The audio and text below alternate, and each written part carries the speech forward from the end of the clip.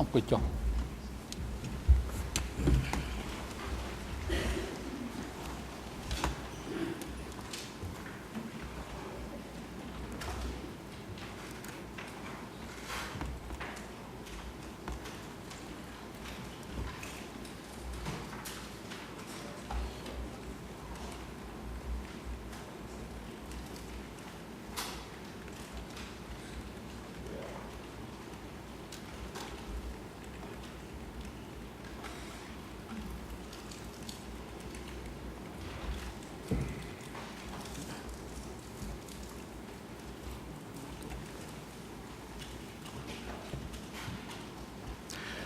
ว่าអង្គជំរះប្រកាសបន្តកិច្ចដំណើរការនីតិវិធីសកម្មភាពហើយមុននឹងផ្ដល់វិធីការជូនទៅក្រមមេធាវីការពីក្តីលោកខៀវសំផនបន្តការធ្វើទិដ្ឋានឋានបិទបញ្ចប់កិច្ចវិសាដេញដោលលើតំណរឿង002/01របស់ខ្លួនអង្គជំរះសូមរំលឹកជំរាបជូនទៅក្រមមេធាវីការពីក្តីលោកខៀវសំផនថាពេលវេលាដែលអង្គជំរះបានចែកជូនរួចហើយគឺ2ថ្ងៃដោយសហមេធាវីការពីក្តីរួមទាំងជនជាប់ចោទខៀវសំផនផងក្នុងការឡើងធ្វើក្តីថ្លែងស្ថានភាពបិទបញ្ចប់កិច្ចពិភាក្សារបស់ខ្លួនផ្នែកសំណុំរឿងដែលអង្គជំរះកំណត់បានធ្វើសកម្មភាពដេញដោលរួចហើយនេះគឺបិទបញ្ចប់នៅក្នុងសំណុំរឿង002/01ហើយតើអាចជម្រាបដល់អង្គជំរះបានទេថានៅក្នុងរយៈពេល2ថ្ងៃនេះលោកខៀវសំផននឹងប្រើពេលវេលាប្រហែលជាប្រមាណហើយគាត់ប្រើពេលវេលានៅពេលណាក្នុងការឡើងធ្វើក្តីថ្លែងបិទបញ្ចប់កិច្ចពិភាក្សានេះដល់របស់ខ្លួនមុននឹងបន្តកិច្ចការនីតិវិធីតទៅមុខទៀត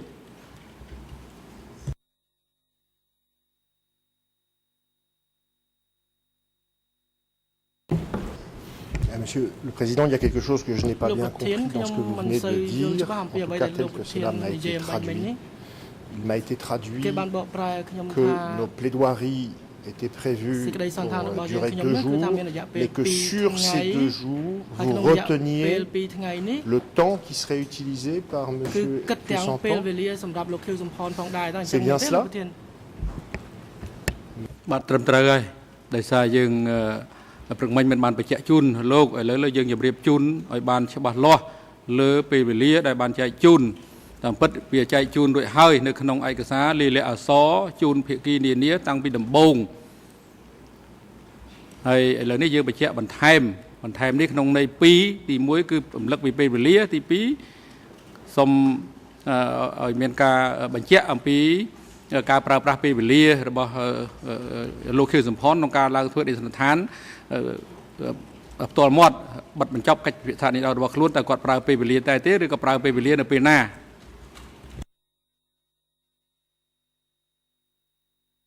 Mais ce que je ne comprends pas, c'est est-ce que M. Santon bénéficierait d'un régime particulier dans le cadre du présent procès, puisque mes confrères Copé et Sonaroun ont utilisé quasiment leurs 2 journées, à l'exception d'une demi-heure, et je ne crois pas que vous ayez exigé que M. Nyonchea utilise cette demi-heure pour prendre la parole. J'ai le sentiment qu'il y a un problème de communication. Ce n'est pas du tout ce qui nous a été dit, Monsieur le Président, jusqu'à maintenant. Nous avions compris, et je termine s'il vous plaît, qu'il était prévu que les parties se répondent la semaine prochaine. C'est bien ça? Et que dans le cadre du temps qui était alloué pour ces réponses, ces répliques, eh bien, les accusés pouvaient s'exprimer. Mais à ma connaissance, il n'a jamais été indiqué aux parties et à notre équipe que le temps de nos plaidoiries de 2 journées qui commencent ce matin serait amputé du temps éventuel que prendrait M. Santon pour s'exprimer. ពេលនេះគឺនៃការចាប់ផ្ដើមស្រីសន្និដ្ឋានដំបូងរបស់មេធាវីការពីក្តីគឺមួយក្រុមរួមទាំងមេធាវីរបស់ខ្លួននឹងជន់ចាប់ចោត2ថ្ងៃនៅក្នុង2ថ្ងៃនេះគឺទាំងមេធាវីទាំងជន់ចាប់ចោតសុទ្ធតែមានសិទ្ធិក្នុងការឡើងធ្វើឯកសណ្ឋាន បិទបញ្ចប់កិច្ចពិភាក្សាដេញដោលរបស់ខ្លួននៅថ្ងៃចុងក្រោយបង្អស់អង្គជំរះបានជម្រាបជូនដូចហើយអង្គជំរះបានបែងចែកជូនទៅមេធាវីការពារក្តីនិងជនជាប់ចោតមួយរូបមានរយៈពេល2ម៉ោងក្នុងការធ្វើដេញធនធានបិទបញ្ចប់ស្ថាពរចុងក្រោយលោកមិនបាច់ឆ្លើយក៏បានដែរព្រោះមកសមិញគឺมันអាចធៀបជាមួយនឹងលោកនួនជាបានទេមេធាវីបើគាត់បានបញ្ជាក់ហើយលោកនួនជាមិនប្រើសិទ្ធិរបស់គាត់ក្នុងការធ្វើសេចក្តីថ្លែងបិទបញ្ចប់កិច្ចពិភាក្សាដេញដោលនាពេលនេះទេលោកនួនជានឹងប្រើប្រាស់ពេលចុងក្រោយគឺសេចក្តីធនធានបិទបញ្ចប់ស្ថាពររបស់ខ្លួនដែលអង្គជំរះបានកំណត់ការប្រឆាំងធ្វើថ្ងៃចុងក្រោយ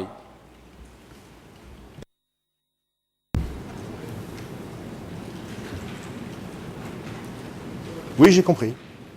បាទខ្ញុំយល់ហើយលោកប្រធាន Et donc, M. Kyosampan parlera le dernier jour au moment des répliques. នៅពេលដែលគាត់ឆ្លើយតប បាទអរគុណចង់បានព័ត៌មានប៉ុណ្ណឹងទេសូមអញ្ជើញបន្តការងាររបស់លោកតទៅទៀត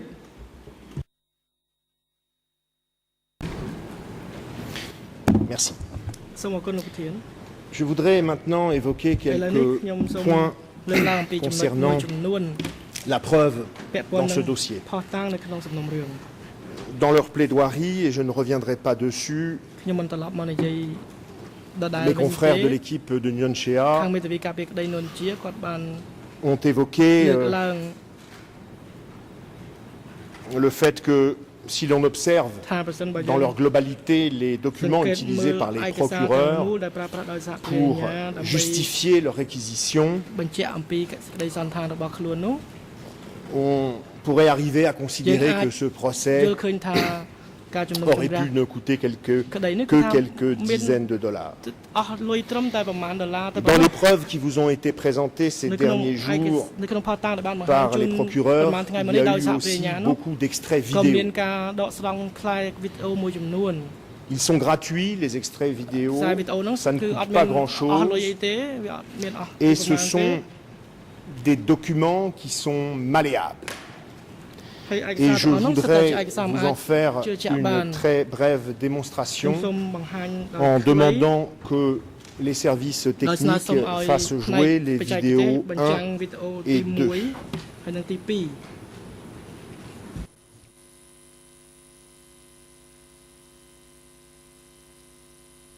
Vous aviez, et vous disiez en même temps que de toute façon, le pouvoir, votre famille, vous l'avez déjà depuis 2000 ans, et que ce pouvoir-là, vous étiez prêts à l'abandonner. Moi, je veux bien les intérêts de mon pays me commandent de quitter mon poste de chef d'État, mais je ne veux pas qu'on me donne un coup de pied dans le derrière, qu'on me chasse alors que je n'ai pas trahi mon pays. Je n'accepte pas le fait accompli. C'est pourquoi j'ai lutté. J'ai lutté et j'ai gagné. Parce que j'aime la lutte. Qu'est-ce que vous voulez? Je suis comme Cassius Clay, n'est-ce pas, qui aime la boxe. Moi, j'aime la lutte. Maintenant, vous êtes chef de l'État sans pratiquement aucun pouvoir en ce qui concerne l'exécutif. Oui, monsieur. Quels sont vos sentiments vis-à-vis de votre peuple, vis-à-vis du pouvoir? Mais je suis fier de pouvoir faire la révolution avec le peuple et de faire évoluer notre monarchie avec le peuple, avec cette révolution. Vous voyez, parce qu'il n'y a aucune monarchie qui soit assez intelligente pour faire ce coup-là. Et je suis fier de ce que la monarchie cambodgienne soit la plus progressiste de l'histoire de l'humanité. Monseigneur, est-ce que vous habitez le palais royal? J'habite le palais royal. Ce sont des Khmer rouges qui marchent pas royalement là-bas. C'est vous qui l'aviez demandé ou est-ce que ça a été spontanément C'est pas moi. par des Ils disent notre chef d'État, il doit être là au palais royal qui symbolise l'État du Cambodge. C'est le palais royal qui symbolise l'État, dont le chef d'État doit être là. Voilà ce qu'ils m'ont dit. Moi, je me comprends très bien d'une... Monseigneur, quelles ont été vos relations avec les combattants de l'intérieur, les Khmer rouges? Je veux dire, du coup d'État jusqu'à aujourd'hui. Du coup d'État jusqu'à aujourd'hui, les relations sont bonnes, sont très bonnes même. Cordiales, aujourd'hui cordiales et confiantes. Nous sommes d'accord sur tous les points maintenant, tant sur le plan intérieur que sur le plan extérieur. Nous adoptons la même ligne de conduite. Nous sommes d'accord les uns avec les autres. L'un avec les autres. chez le dentiste quelquefois avec ma femme, eh bien, je voyais des gens dans les rues, mais qui venaient de leurs usines, qui rentraient chez eux. Mais ces gens-là n'avaient pas l'air malheureux. Je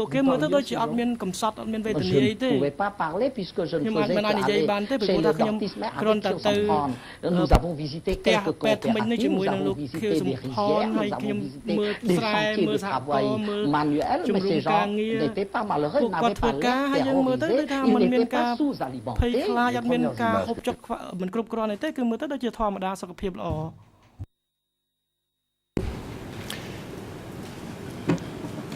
Deux interviews viennent d'être projetées sur vos écrans. La première interview a été donnée en octobre 1975 à New York à des journalistes français. Octobre 1975, Samdech Sihanouk est à New York, il est libre, rien ne l'oblige. Les pressions envisagées par Pol Pot dans le PV de la réunion du comité permanent du 11 mars 1976, PV qui a été utilisé par le procureur dans ses réquisitions de cette semaine, eh bien, ces pressions n'ont pas encore été mises en place, si elles l'ont été un jour, puisqu'on est 6 mois avant cette réunion du comité permanent. En octobre 1975, au moment où cette interview est donnée, l'évacuation de Phnom Penh a non seulement déjà été décidée, mais elle a été mise en œuvre et elle est terminée depuis de nombreux mois. Samdech Sihanouk vit dans un Phnom Penh vide. En outre, en octobre 1975, les événements de Tuol Pochray ont déjà eu lieu depuis 6 mois. Enfin, à cette date d'octobre 1975, non seulement le déplacement phase 2 de population a déjà été décidé, mais sa mise en œuvre a commencé. Et puisque nous n'avons pas de certitude sur son achèvement, elle est peut-être même déjà terminée. Et pourtant, dans cette interview, Samdech Sihanouk le dit, je suis d'accord sur toute la ligne, sur toute la politique intérieure et extérieure. La seconde interview date du 5 février 1979, c'est-à-dire qu'elle a été donnée après la chute du régime Khmer Rouge. À cette date, tous les doutes peuvent être écartés sur les risques que courrait Samdech Sihanouk à parler de ce qu'il a vraiment vu dans les coopératives. Eh bien non. Il ose soutenir que les coopératives visitées avec Khieu Samphan pendant le régime étaient emplies de gens qui n'avaient pas l'air malheureux ni sous-alimentés. Alors, je n'entends pas, Monsieur le Président, tirer des plans sur la comète à partir de ces vidéos. J'entends seulement vous démontrer et vous dire que voici le genre de preuves que les procureurs alignent contre notre client. J'entends vous dire que si quelqu'un avait eu le culot, le toupet, si quelqu'un avait osé traîner Samdech Sihanouk jusqu'à ce banc des accusés, voilà le genre de preuves que les procureurs auraient projeté sur nos écrans pour démontrer sa culpabilité au-delà de tout doute raisonnable, comme il le dit. Les autres preuves qui ont été utilisées par les procureurs, quoique très peu en réalité, ce sont les témoignages. On a l'impression ici, du côté de la défense, que le procureur ne se sert pas beaucoup de ce qui s'est dit pendant ces 2 années de procédure dans cette chambre. Ou alors pour déformer les propos des témoins. Au premier jour de sa plaidoirie, mon confrère Copé a évoqué toutes les pressions et les difficultés inhérentes à la manière dont ont été récoltés ces témoignages et à la manière dont ils ont parfois été répétés devant votre chambre. Au-delà de cela, vous ne pourrez pas éviter d'avoir à l'esprit, au moment de prendre votre décision dans ce dossier, la question de l'ancienneté des faits. Nous jugeons des faits qui sont anciens, qui datent parfois d'il y a plus de 38 ans lorsque l'on va avant 1975. Personnellement, et vous me direz peut-être que je vois midi à ma porte, mais personnellement aujourd'hui, à 47 ans, Monsieur le Président, je suis tout à fait incapable de vous décrire avec certitude un événement précis qui se serait produit dans ma vie entre 1975 et 1979. Et pourtant, bien que je ne vais pas m'étaler ici, cette période n'a pas forcément été une partie de plaisir pour moi. Alors, il me semble, il nous semble que les pièces originales du dossier que vous jugez aujourd'hui auraient dû occuper une place toute particulière dans ce procès. Elles auraient dû occuper une place prépondérante. Pourtant, en 2 ans d'audience dans cette salle, nous n'avons vu que 2 documents originaux. Il ne s'agissait pas de procès-verbaux du comité permanent, qui sont quand même les pièces reines de cette affaire et que nous n'avons en photocopie ou en scan. Il s'agissait de 2 exemplaires d'un journal de propagande du régime Khmer Rouge. De plus, voilà 2 ans que j'assiste comme je peux Monsieur Kyosampan, mais je n'ai jamais vu le dossier. Jamais. Je n'en ai vu que des scans ou des copies partielles. L'article 86 du règlement intérieur prévoit que les parties peuvent consulter le dossier et en obtenir copie. Cela pourrait signifier que ce dossier est ouvert à la consultation, qu'il est un document qui doit bien se trouver quelque part. Mais il semble qu'il est disparu. Personne ne semble savoir où il se trouve. Il paraît être un dossier virtuel, uniquement validé par le support informatique sur lequel il a été enregistré. Ce matin, je suis arrivé dans ce tribunal par une porte que je n'ai pas l'habitude d'emprunter, qui est la porte principale en réalité. Et après avoir passé la sécurité, j'ai remarqué un trophée dans une vitrine. Et ce trophée, ainsi exposé, récompensait le prix 2009 de la plus grande innovation technologique dans un procès. Et je me suis fait la remarque suivante, qu'il s'agissait probablement d'un prix de prestidigitation, d'un prix de magie, du prix qui récompense celui qui a fait disparaître le dossier.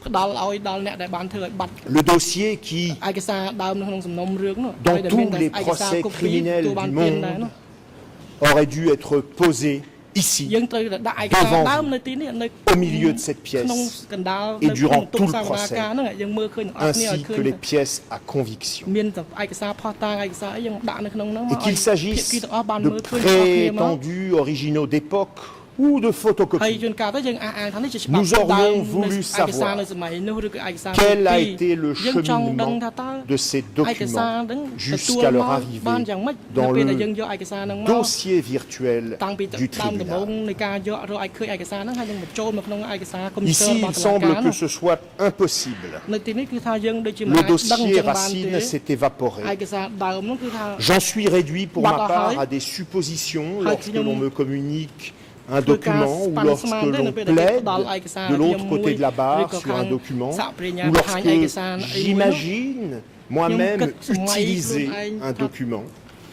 J'en suis réduit à des recherches informatiques infinies et chronophages pour tenter de comprendre et de savoir comment les juges d'instruction ont reçu tel ou tel document.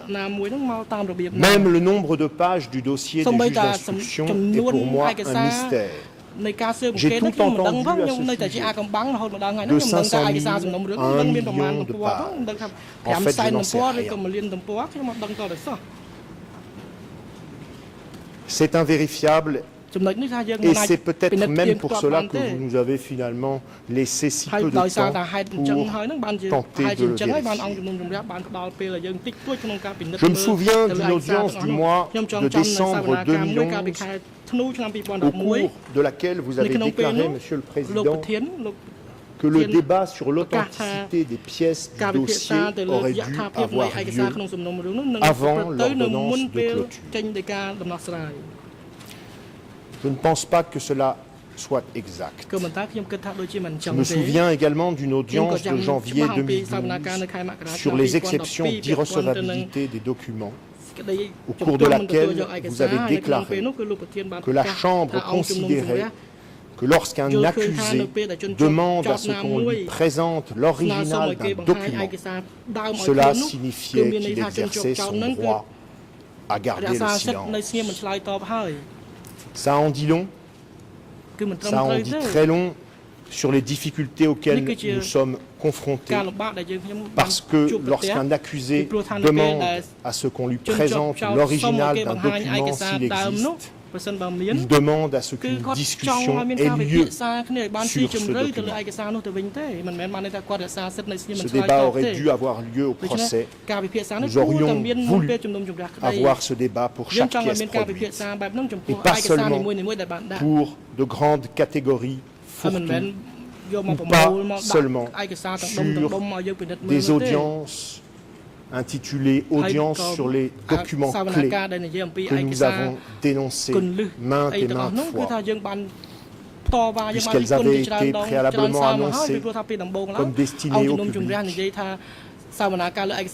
que toute prise de parole des avocats y était interdite, jusqu'à ce qu'on nous annonce qu'elle faisait partie intégrante du procès. Alors je sais bien que l'article 87.1 du règlement intérieur énonce que la preuve est libre. Mais les juges peuvent-ils, dans une affaire aussi grave et sensible, éviter de se demander de quelle nature, de quelle provenance, quelle est la chaîne de conservation des documents sur lesquels le procureur leur demande de se fonder pour se construire une intime conviction. Je ne le crois pas, parce que les procureurs ne sont pas vos amis. Ils vous demandent de prononcer la peine maximale sur le fondement de vidéos, de pièces scannées, de photocopies, d'articles de presse, de témoignages remontant à 38 années et de 2 pièces en original. Et puis, il faut bien constater qu'il serait périlleux de compter sur un minimum de probité du côté de l'accusation. Je n'en donnerai qu'un seul exemple aujourd'hui.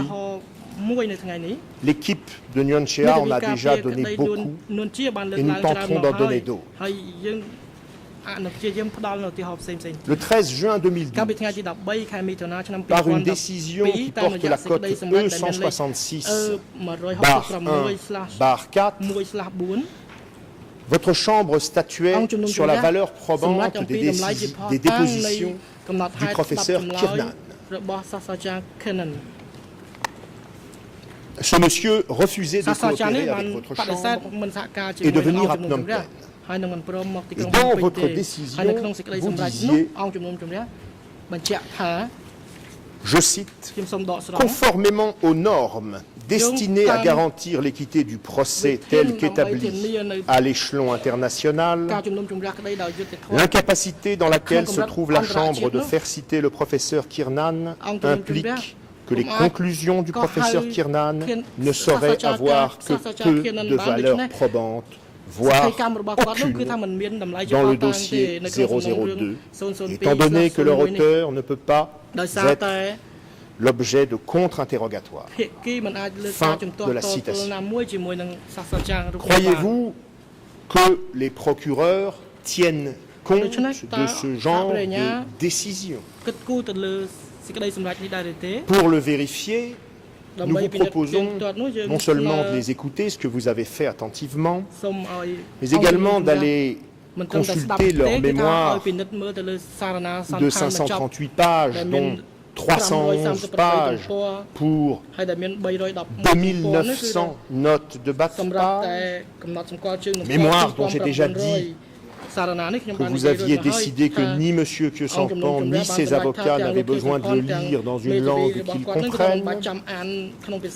Mémoire dont j'ai déjà dit aussi que nous n'avions eu que 18 jours pour tenter d'y comprendre vaguement quelque chose. Et voici donc que dans ce mémoire, sur des points capitaux, la théorie de l'accusation n'est supportée que par des seuls et uniques écrits de ce professeur Kiernan, dont votre chambre a pourtant déjà annoncé que ses conclusions n'avaient aucune valeur probante. Voici 3 exemples parmi d'autres, ce sont ceux que j'ai pu trouver dans l'urgence, dans lesquels ce témoin se voit donner une place capitale par les procureurs. Paragraphe 521, note de bas de page 2012. M. Kyo Sampan aurait convoqué une prétendue session d'études de 500 personnes. Paragraphe 554, note de bas de page 2282. M.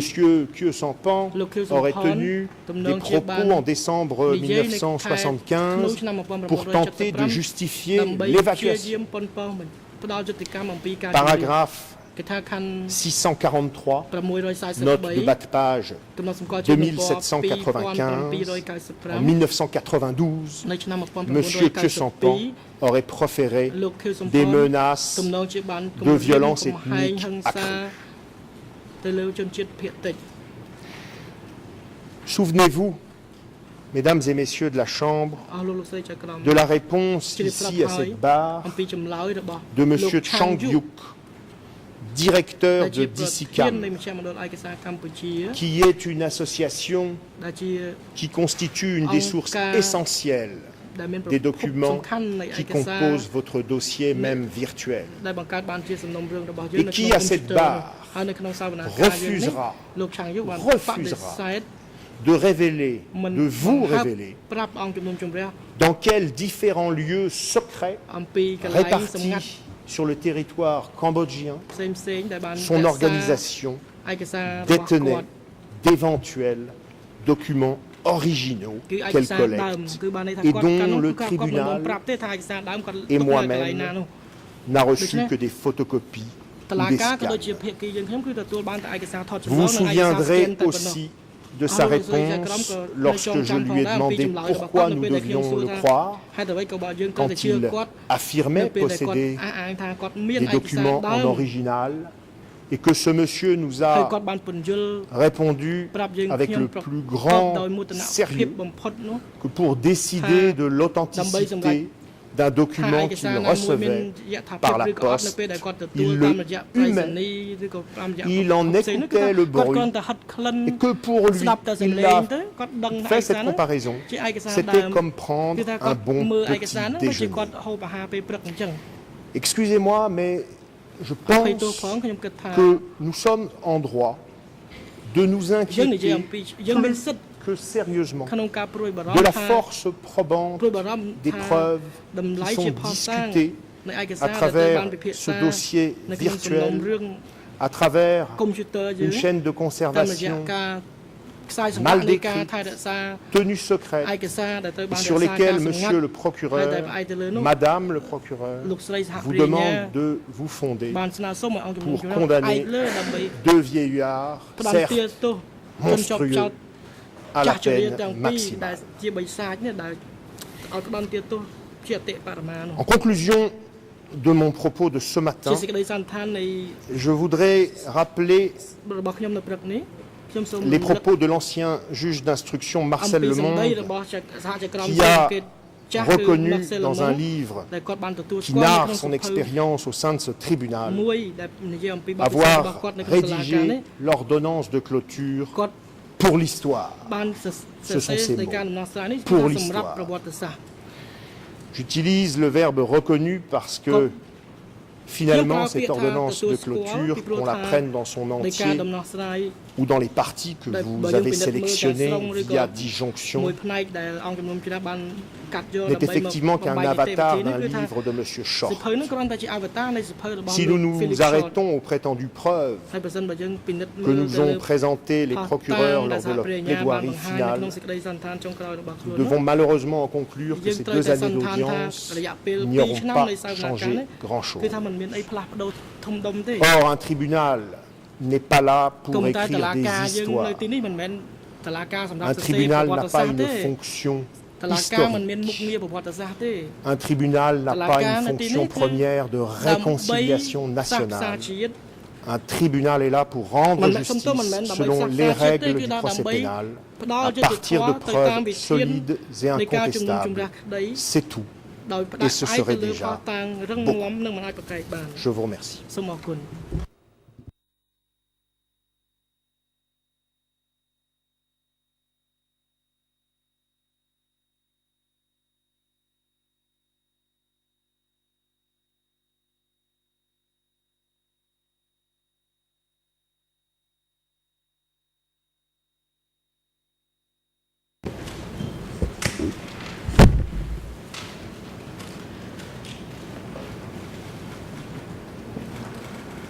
Condamnez-les vite.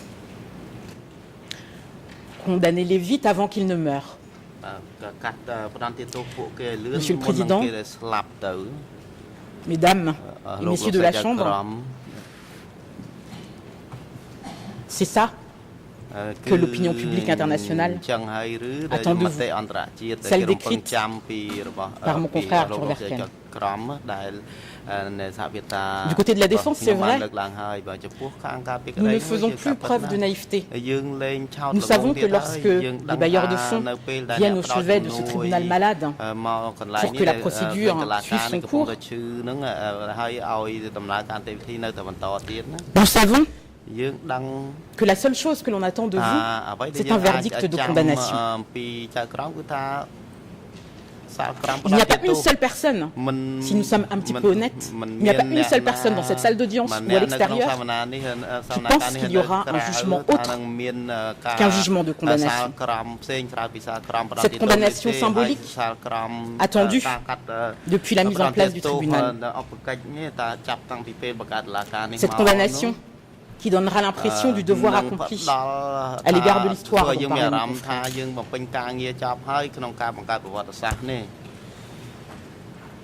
Parce que c'est le paradoxe des juridictions internationales. On nous met en avant le droit des accusés, on nous met en avant les droits de l'homme. Mais finalement, ce que l'on veut juger, ce ne sont pas des hommes dans le cadre de leur responsabilité pénale individuelle. C'est le symbole qui représente. Alors j'ai bien entendu du côté de l'accusation que on allait nous renvoyer dans les cordes en disant que nous allions évoquer le contexte historique dans le cadre de nos plaidoiries, comme si ce contexte n'était qu'un prétexte à effet de manche, comme s'il n'était pas au cœur même de ce procès. Parce que s'il s'agit de juger l'histoire, il faut juger toute l'histoire. Et parce que ce contexte historique est important, nous allons commencer par là. Parce que peut-être qu'il y a des choses que l'on n'a pas envie d'entendre. Peut-être qu'il y a des choses qui bousculent. Peut-être qu'il y a des choses qui sont gênantes parce que quand on les dit, on est obligé d'avoir une vision un peu moins manichéenne des choses. Mais la vérité est complexe. On ne peut pas se contenter de visions schématiques. Il faut aller au cœur des choses. Alors non, la défense n'a pas à se contenter de la version officielle. Il ne faut pas parler des choses qui fâchent. Il ne faut pas parler des choses qui dérangent. Il ne faut pas parler des choses que tout le monde pense tout bas et que personne n'ose dire. Être du côté de la défense, ça veut dire penser autrement. Mais pas que pour la défense, Monsieur le Président, Mesdames et Messieurs de la Chambre. Pour vous aussi, en tant que juge, vous devez penser autrement. Et je sais bien que ce n'est pas facile de penser autrement dans ce dossier. Il y a eu tellement de souffrances, tellement de douleurs. Les souffrances d'un peuple cambodgien que nous avons entrevues ici, dans cette salle d'audience. Et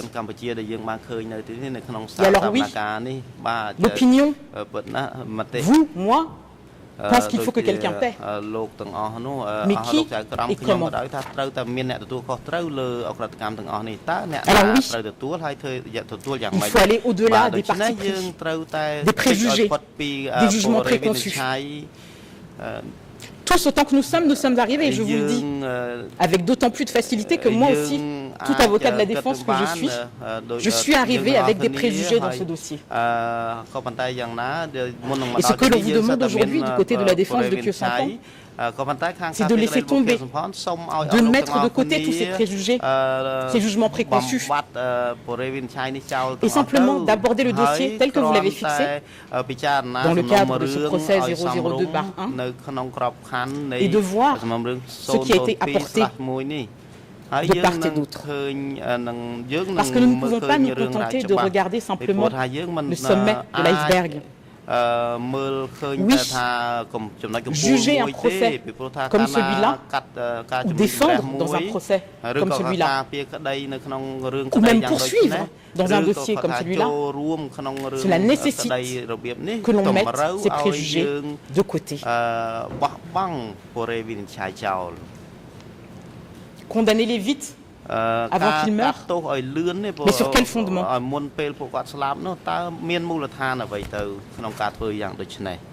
Est-ce qu'il faut, comme l'instruction telle que nous l'avons dénoncée, corroborer par tous les moyens nécessaires une idée que l'on avait avant ce procès? Est-ce que ces 20 mois d'audience où des preuves ont été apportées doivent être mis de côté ou examinés de façon parcellaire? Et c'est vrai. On vous le dit, au fil de ces 20 mois d'audience, entre objections rejetées, déclaration en grand nombre, écrite admise en fin de procédure, oui, la défense s'est demandé à un moment si on avait vraiment envie d'entendre autre chose que les idées préconçues que l'on avait auparavant. Et à cet instant précis, Monsieur le Président, Mesdames et Messieurs de la Chambre,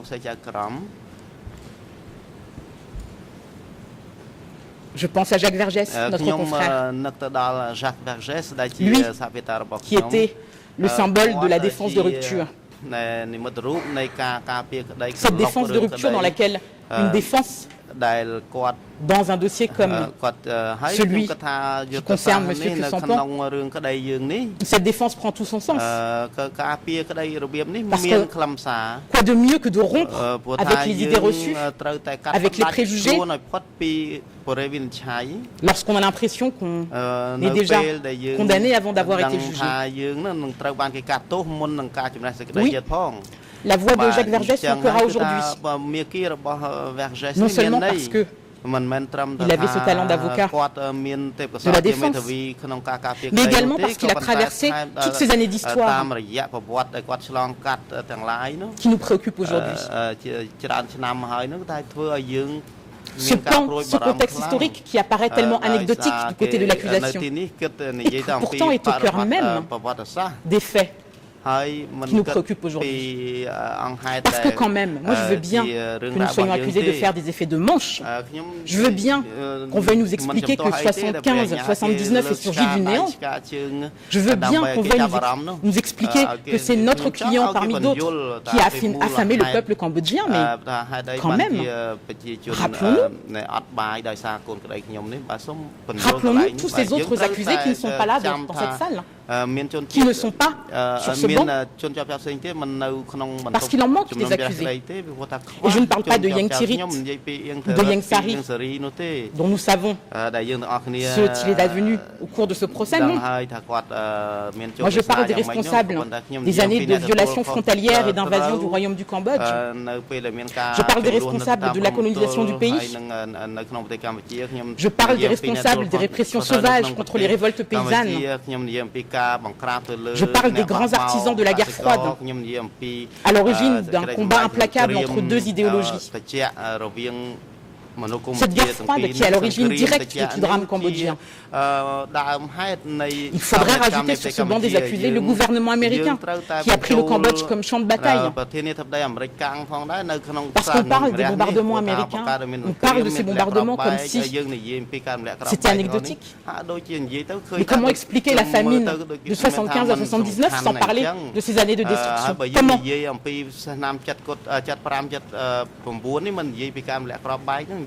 Alors oui, c'est plus simple. Il y a le symbole des Khmers rouges et il faut que quelqu'un expie, il faut que quelqu'un paie.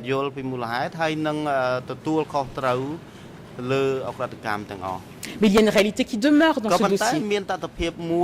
Ce combat idéologique qui nous semble tellement loin en 2013, parce que les choses ont évolué. Cette guerre froide, cette situation géopolitique, elle est au cœur de ce procès. Et quand de l'autre côté de la barre, on ironise sur les peurs fantasmées de Khieu Sampan, de la perte de l'indépendance de son pays, raison de son engagement, et nous y reviendrons. On peut le faire parce que nous sommes en 2013. Mais rappelons-nous, dans les années 50, 60, 70, ce que voulait dire la lutte pour l'indépendance pour les pays d'Afrique et d'Asie. Rappelons-nous, c'était ça la réalité du monde de l'époque. Et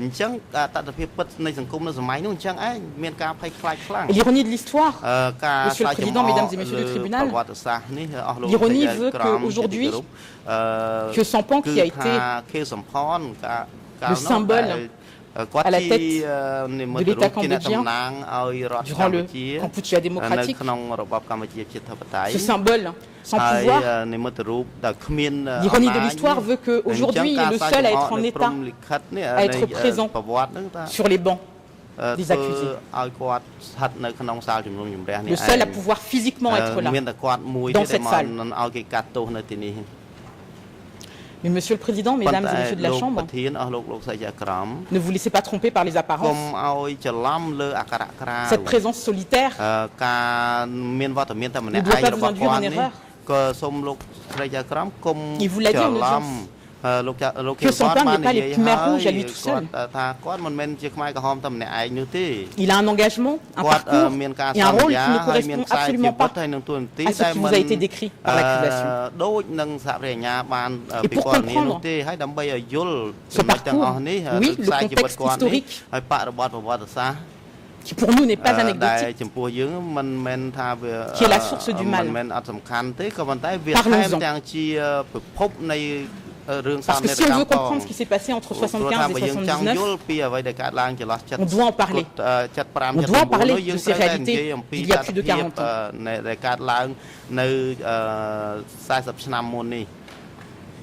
Et on doit se rappeler, Monsieur le Président, Mesdames et Messieurs de la Chambre, que la question qui se pose est celle-là. Est-ce qu'on veut juger un homme ou est-ce qu'on veut juger l'histoire? Est-ce qu'on veut juger un homme ou juger un système politique? Est-ce qu'on veut examiner des preuves ou accepter des assertions floues? Ou un centre maléfique visait à détruire le peuple cambodgien parce que ce centre flou et maléfique évite de parler de l'intention criminelle des accusés, qui est pourtant au cœur de ce que vous allez devoir décider. Est-ce que l'on doit analyser des preuves et témoignages complètement, pleinement, en se débarrassant de nos préjugés? Ou est-ce qu'on ne doit, comme le fait l'accusation, n'extraire que ce qui arrange sa thèse? Du côté de la défense, bien évidemment, la réponse est évidente. Il faut tout examiner. Et parce que nous avons eu ces 20 mois d'audience, nous allons exploiter ce qui s'est passé pendant ces 20 mois d'audience. Parce qu'il y a des milliers et des milliers de documents, nous allons en parler de ces documents et de ces choses qui ne sont pas mises en avant par l'accusation, mais qui constituent pourtant la réalité de ce dossier.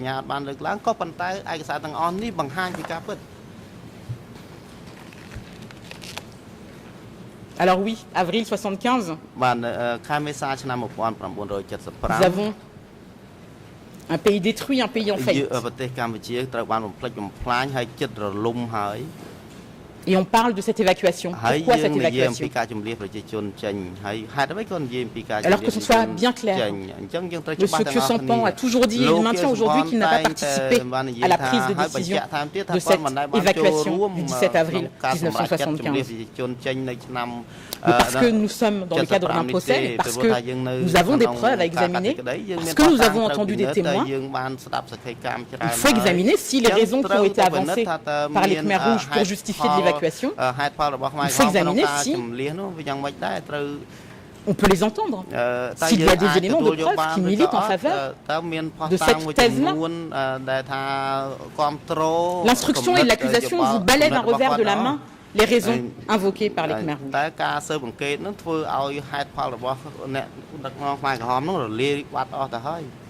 Et qu'il soit bien clair ici que lorsque j'invoque ces raisons, il ne s'agit pas d'une défense tardive ou après des balles, comme je l'ai entendu de l'autre côté de la barre. Il s'agit d'analyser ce que vous avez vous-même entendu devant cette chambre, ce que vous pouvez lire dans les documents qui sont devant vous. Ces arguments ont été soulevés au fil des questions qui ont été posées aux témoins qui sont venus défiler devant vous. Alors oui, il y a les raisons invoquées par Nuon Chea et Pol Pot. Nuon Chea à la barre, Pol Pot lors d'une interview qui expliquait que l'évacuation était justifiée par l'incertitude de la réaction des Américains, les éventuelles poches de résistance et la nécessité d'accroître la production pour plus de denrées alimentaires. Et là oui, effectivement il faut se poser la question, mais quelle était cette situation le 17 avril 75?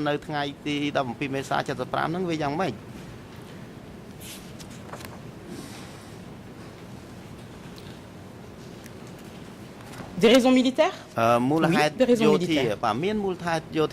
Alors j'ai entendu beaucoup de choses et cela a été repris à de nombreuses reprises et par l'accusation et par les parties civiles en vous disant que la peur des bombardements était un prétexte. Et on vous dit, la preuve qu'il n'y avait pas de risque de bombardement, c'est qu'il n'y en a pas eu. Là je m'interroge, Monsieur le Président, Mesdames et Messieurs de la Chambre, depuis quand, parce qu'un risque ne s'est pas avéré, ce risque n'a-t-il jamais existé? Comment ne pas comprendre qu'après 5 ans de guerre, avec des moyens nettement moins importants que le régime de Lon Nol soutenu par les Américains, comment ne pas imaginer que oui, ça peut être une possibilité envisagée par les Khmers rouges qu'il y ait des représailles. Et ce n'est pas moi qui le dis, Monsieur le Président. Ce sont les faits qui vous ont été présentés devant cette Chambre. Le 1er avril 1975, Samdem Sihanouk lui-même, dans une déclaration, document E3/1287, dénonce les manœuvres qu'il appelle de l'impérialisme américain et de ses valets à Phnom Penh. Et voilà ce qu'il dit. Je cite. Les USA croient nous intimider en envoyant encore dans nos eaux territoriales un second porte-hélicoptère, le Hancock, pour renforcer les porte-hélicoptères Okinawa et les nombreuses unités navales US en rade devant nos côtes maritimes. Des milliers de soldats US se trouvent à bord de ces unités, prêtes à venir au secours de l'armée et du gouvernement de Lon Nol. Fin de citation. 1er avril 1975. Oui, on pensait qu'il y avait un risque d'intervention. La Chambre se souviendra également des témoins qui ont évoqué les bombardements cambodgiens, les bombardements de la République Khmer. Alors certes, pas comparable avec les bombardements américains, mais des bombardements quand même. Souvenez-vous, Eder, Steven Eder, à l'audience du 11 juillet 2013. Je cite, les bombardements des avions américains ont cessé totalement à cette époque. Cependant, les forces aériennes, les bombardements aériens de l'armée de la République Khmer ont continué, ainsi que les tirs de but par les forces terrestres de la République Khmer. Et oui, c'était la guerre jusqu'au 17 avril 1975, et même après. Et là, je suis obligé de faire un petit rectificatif. La guerre, ce n'est pas seulement les tirs de mortier évoqués par l'accusation, des armes pas toujours très précises des Khmers rouges. Non, la guerre, c'est un affrontement à mort entre deux armées ennemies. Il n'y a rien de beau là-dedans, il n'y a rien de propre. C'est la guerre. Et rappelons-le, rappelons ces déclarations de Sidney Chambers qui étaient présents dans ces semaines précédant le 17 avril 1975 à Phnom Penh. Et voilà ce qu'il vous dit à propos de cette guerre qui n'a rien de propre. Il évoque le 11 janvier 1975 un bruit qu'il entend. Et il dit, je cite, le tonnerre m'a réveillé, mais le ciel est clair. Le bruit est provoqué par l'homme. Ce sont les avions du gouvernement qui lâchent des bombes à grappes. Ce sont des bombes antipersonnelles, car chaque projectile contient des milliers de petites bombes qui explosent sur un grand espace et qui visent à tuer et mutiler autant de gens que possible, tandis que les bombes ordinaires visent à détruire des cibles précises. C'est la première fois que les forces aériennes cambodgiennes utilisent ces armes américaines de manière aussi large. Et beaucoup de ces versions avancées de ces armes contiennent du napalm. Fin de citation. Voilà cette guerre. Ces armes, ces bombes antipersonnelles, ce napalm déversé sur le Cambodge. Ce ne sont pas les Khmers rouges.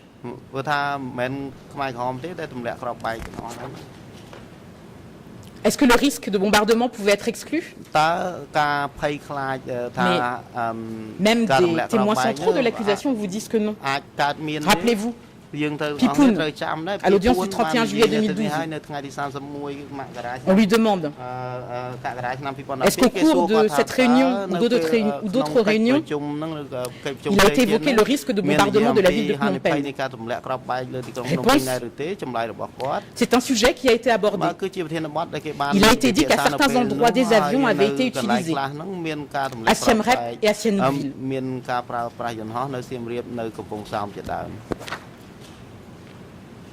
Est-ce qu'il y avait des poches de résistance de soldats RK? Oui, il y en avait.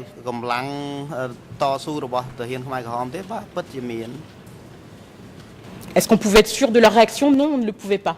Là encore, témoin Chomsé, à l'audience du 11 janvier 2013, il vous dit, c'est un militaire, qu'il y avait une peur réelle d'un sursaut de l'armée de Lon Nol. Je cite, nous étions en mouvement pour des raisons de sécurité. Nous avions peur que nos troupes ne soient attaquées par les vestiges de l'armée vaincue. Est-ce qu'il est le seul à le dire? Non.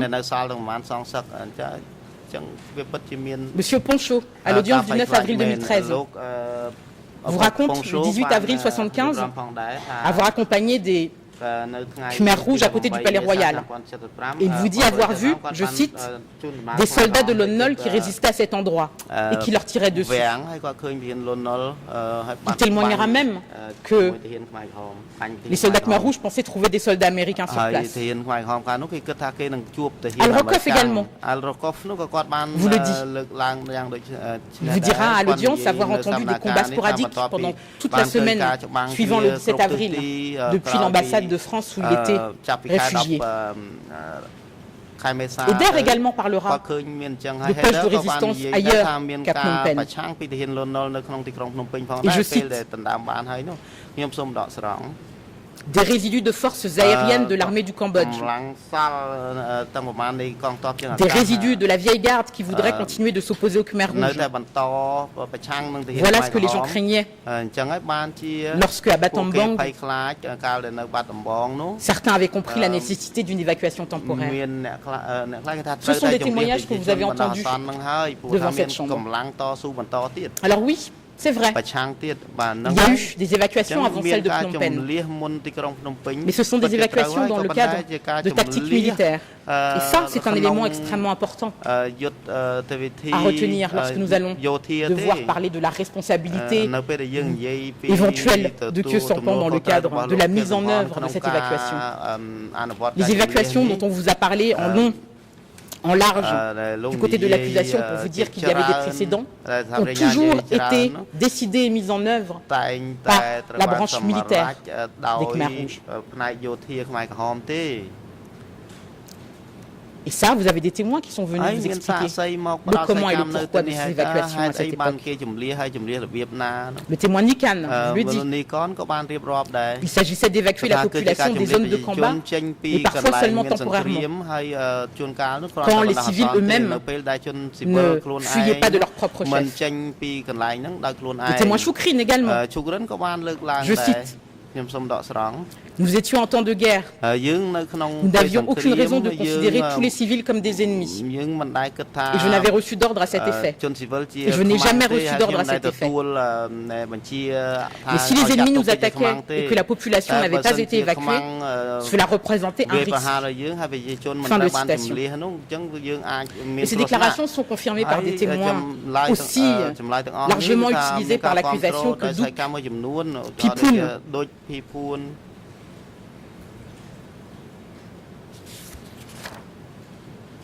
qui était une tactique de guérilla. Ça a été confirmé à l'audience par Chandler, qui vous explique l'historique des méthodes de guerre à l'audience du 19 juillet 2012, qui vous parle de logique militaire dans le processus d'une prise de pouvoir. Ça a été confirmé également à l'audience du 11 juillet 2013 par Steve Eder.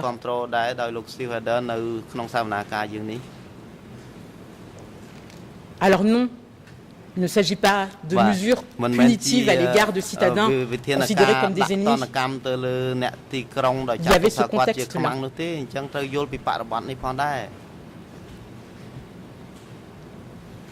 On a également évoqué les motifs sanitaires de l'évacuation.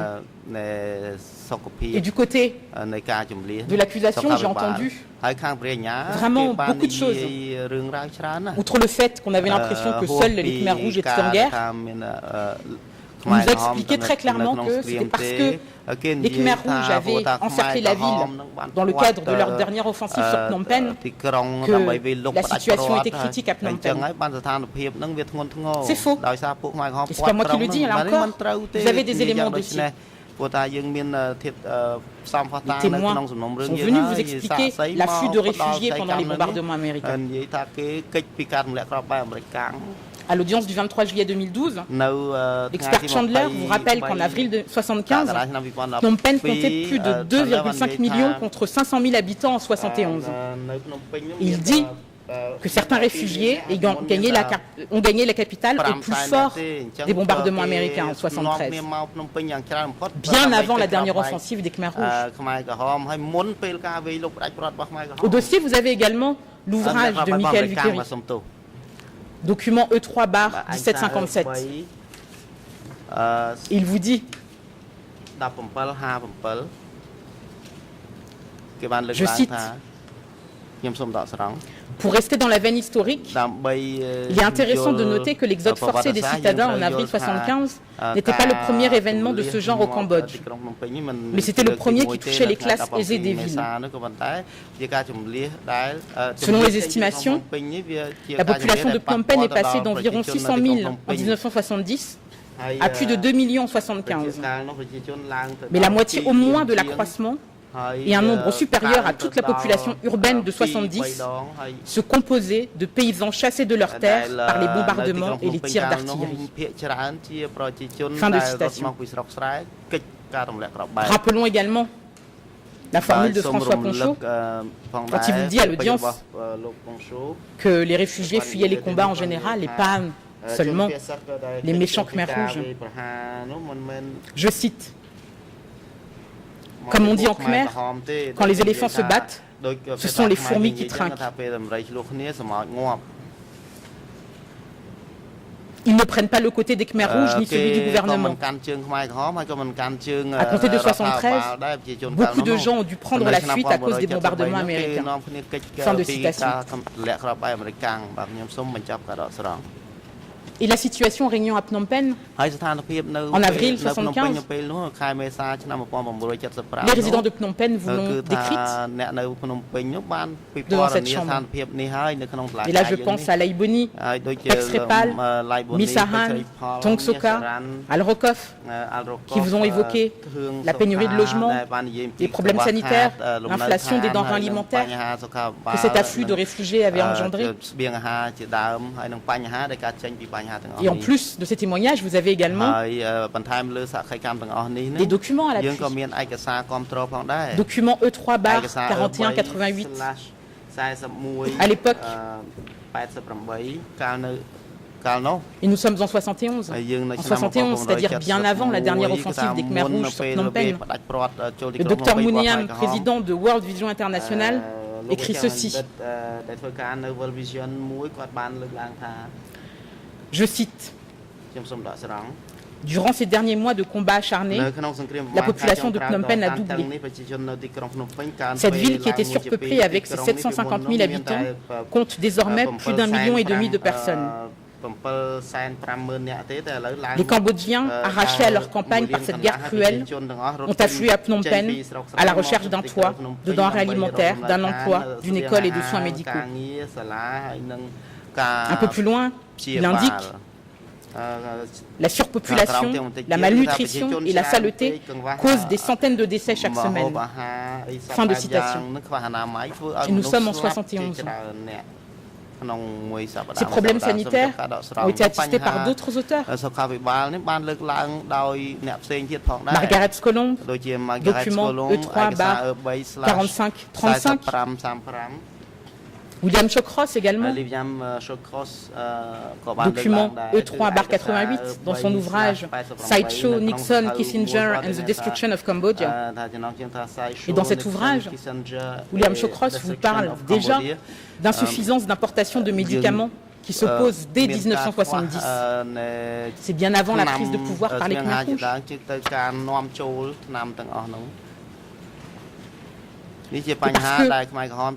Ce contexte historique, pourquoi je vous le rappelle? Parce que si on pense que 75, encore une fois, est surgi du néant, il faut se rappeler dans quelles conditions les Khmer Rouges ont pris le pouvoir. Quelle était la situation économique à ce moment-là? C'est un ensemble, on ne peut pas isoler 75-79 sans parler des années précédentes. Et sur les camps de réfugiés, rappelons-le, document E3/4187, Donald Warner, dans un texte intitulé Cambodge, un peuple paisible englué dans la guerre. Voilà ce qu'il dit à propos des centres de réfugiés. Je cite: les réfugiés des centres d'accueil survivent dans des conditions inhumaines et désespérées, surtout au Cambodjana, au palais du jeu de plusieurs étages. À défaut de mieux, les réfugiés se sont emparés de 2 premiers étages. La saleté, la surpopulation humaine et les conditions insalubres. Des cochons fouinant parmi les réfugiés engendrent une odeur qui fait penser aux anciens parcs à bestiaux de Chicago. Fin de citation. Al-Rokoff, à l'audience du 28 janvier 2013, vous évoque lui également ce camp du Cambodjana, où entre 21 000 et 23 000 réfugiés vivent dans des situations qu'il qualifie d'absolument misérables. C'est même Rokoff qui vous explique que, faute de vivre dans les camps, de nombreux réfugiés vivaient dans les rues. Et que d'ailleurs, nombreux d'entre eux espéraient la fin de la guerre pour pouvoir rentrer dans leur village d'origine. Alors oui, c'est vrai, il y avait l'aide américaine qui soutenait le régime de Lon Nol. Mais ne soyons pas naïfs. Comme je vous le disais, nous sommes en pleine guerre froide. Ce soutien, cette aide n'est pas désintéressée. Ce soutien au régime de Lon Nol dans le cadre de la guerre contre le Vietnam, ce n'est pas l'amour de son prochain. Il ne faut pas faire preuve d'angélisme. Et rappelons-le, Sidney Schanberg est venu à cette barre vous expliquer que l'aide américaine, c'était une aide militaire avant tout. À l'audience, il vous a confirmé, et là je cite, que l'octroi par Washington au cours des 5 années de guerre était de 2 milliards de dollars d'aide au Cambodge, pour l'essentiel au titre de l'assistance militaire et très peu pour des projets humanitaires en faveur des réfugiés. Fin de citation. Cette aide qui a permis l'achat de ces bombes à grappes qui sont à l'origine de tant de mutilations encore aujourd'hui au Cambodge. Alors oui, il faut qu'on en parle de ça. La vérité a plusieurs facettes.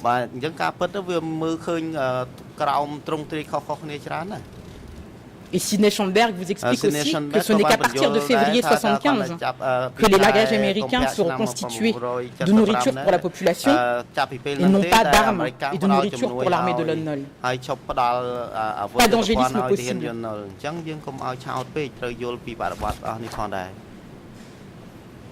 Il n'y avait pas non plus d'angélisme possible du côté des Khmer Rouges de penser qu'après la victoire, leur victoire du 17 avril 1975, cette aide allait pouvoir continuer. Yon Chia vous l'a rappelé à l'audience, et c'est une évidence. Encore une fois, nous sommes en pleine guerre froide. Et puis les motifs économiques, certainement les motifs essentiels de l'évacuation. Est-ce qu'on peut les évacuer, les balayer d'un revers de main? Est-ce qu'on peut les limiter à cette réduction abusive qu'en font? L'accusation est de vous dire qu'il s'agissait simplement de réduire en esclavage. Et pourtant, là encore, ce n'est pas moi qui vous le dis, ce sont les preuves au dossier, ce sont les gens qui étaient à Phnom Penh et en Cambodge en général qui vous le disent. La situation économique était catastrophique ce 17 avril 1975.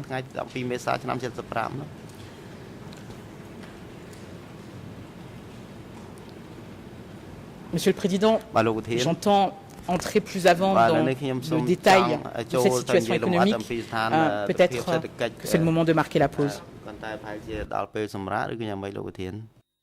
អរគុណលោកត្រីមេធាវីឥឡូវនេះដល់ពេលសម្រាប់ថ្ងៃត្រង់ហើយអង្គជំនុំរះប្រកាសសម្រាប់ចាប់ពីពេលនេះទៅរហូតដល់ម៉ោង 1:30 នាទីរសៀលនេះសូមអញ្ជើញចូលវិញដើម្បីបន្តកិច្ចដំណើរការសកម្មភាព